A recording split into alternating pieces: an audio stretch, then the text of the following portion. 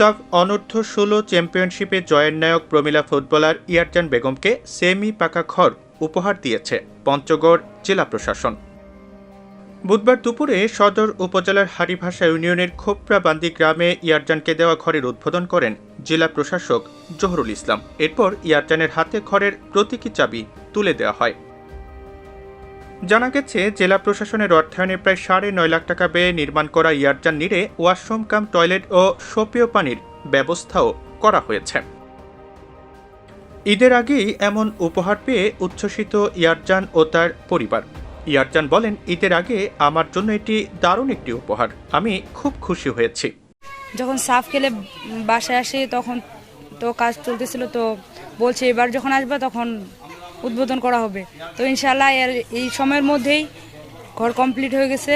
আজকে আমার স্বপ্ন পূরণ হলো, অনেক দিন থেকে এই দিনটার অপেক্ষায় ছিলাম।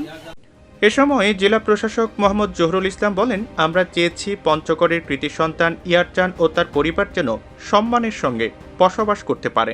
তার বাবা মার সঙ্গে সাক্ষাৎ করতে এসে তার বাড়িতে যে আমরা ভাঙা টিনের ঘর ছিল, তারপরে ওয়াশরুমের ব্যবস্থা ভালো ছিল না, তো সেদিন আমরা বলেছিলাম যে ইয়ারজান আমাদেরকে যে সম্মান এনে দিয়েছে তার পরিবারকে তারই অংশ হিসেবে আমরা ইয়ারজানের পছন্দ মতো আমরা একটি 2 রুমের সেমি পাকা ঘর আমরা করে দিলাম, যেটির নাম দেওয়া হয়েছে ইয়ারজান নীর, এবং একটি আধুনিক সুযোগ সম্বলিত একটি ওয়াশ ব্লক আমরা করে দিয়েছি।